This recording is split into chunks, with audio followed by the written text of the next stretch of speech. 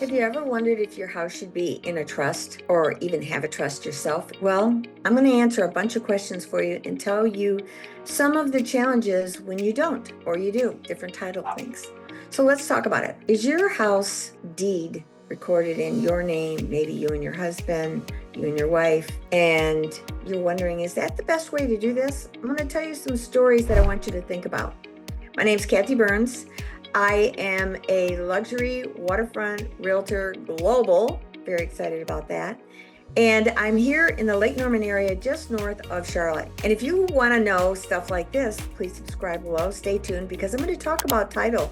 And you say, well, how do you know anything about that, Kathy? I said, well, I was a licensed financial planner for 23 years prior to my real estate career. And one of the things that I did was study trusts. Why did I do that? Well, early on, had sold a life insurance policy to somebody, and the parents were killed, and young parents, and they had kids, and there was no trust set up. And so guardianship, all these things had to be figured out, including their house, right? And everything crazy. The beauty of a trust, and I'm going to say to you, go to a trust attorney. Not any attorney can draft a trust, and they're going to need to know your situation, your world, all of that. But get one that specializes in this. I got a great one to recommend here locally if you're interested in that. However, let's go back to that. So they were really in a mess. Then there was another guy who was, I also sold an insurance policy too. He was disabled. He had MS. And he had a business that he had a partnership with. And he had a buy-sell agreement, which means they agree how to buy or sell the property if one or the other need arises. And what he didn't have in there was a disability clause that covered that. So the partner was phasing out his income to him because he wasn't doing his half the job. Understandably so, because they didn't address it. So that wasn't in the buy-sell agreement. Now you say, what's that got to do with a trust? Well, it really doesn't, but that was an important piece I wanted to throw in there. So if you've got a business, it's all important documents and why you have to have people helping you with your whole world to make sure things go the way you need them to go. So back to the trust. So if you, a lot of times we will see like an older parent say, I'm going to put my kid's name on the title with me. And then that'll just solve it so that when I pass, it'll just go to the kids. No, please don't do that. Please don't do that. What you did is you created the value of the day you transferred that home over to them. So let's say we just had this huge raise of values here, but you moved it over in a year when it was low and now it's really high. They have capital gains on that if they go to sell it that they wouldn't have had if you had left it to them in a trust. A trust or even a will, and for that sake. But my point here is you really need to understand this. So you're going to need to talk to a financial planner for the whole thing. I'm just going to tell you some horror stories. So here was a friend of mine. His mom had heard by well-intentioned people that she should do that, exactly that. So she had two sons. So both sons were put on. Well, one son died before her, and he was married, and so when she died, the wife got his section.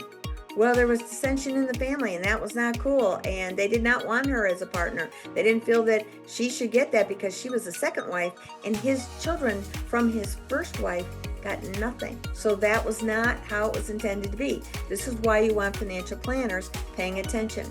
So this week, myself, I had a client who unfortunately just found out that he's got brain cancer and he was away and we needed to get his house listed. I said, does he have a durable power of attorney? Does he have a healthcare durable power of attorney? Is there a trust? You're under contract up there on a new home. We got to find out, can you go forward? How do you do this to go forward? We got to talk to all the players. They had a durable power of attorney. They had a healthcare power of attorney. They did not have a trust. But at least those first two documents were important. When you do a trust, you get all kinds of documents. They're wonderful. And so this is why I really want to talk to you about being able to do this and protect your family, because they are in deep drama right now, in stress in their lives, dealing with their loved one who has an issue. This is what a trust and these different documents do. They make your life peaceful. You say, what's this got to do with real estate? Well, how can I sell the house if I don't have the power to be able to have you sign for it or get the money? All of this is important. And the older we get, the more important. But even young ones, like that young family that lost their kids, if they'd have had a trust.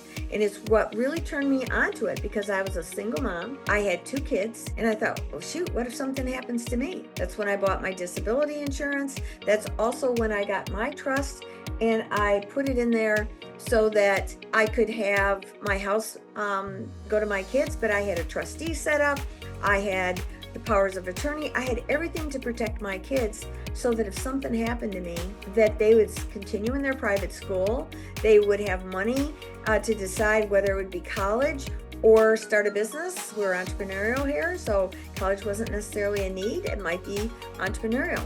So we did that. And what was really important was that I felt the security that I was going to protect my kids. Fortunately, I lived through that, and my kids are grown. But this is what I'm saying. Talk to a financial planner. Pay attention to how title is. Go check your deeds. Go see what's going on. If you have a will, remember that guarantees probate. That's a nightmare. A trust is expensive, but it's the most loving gift that you can give your family if you want them to have peace in difficult times. So if you like things like this, I'm Kathy Byrnes, and I would love to share more. I'd love your comments. I'd love to hear your stories. And share away with me, and I'll see you on the next one. Thanks.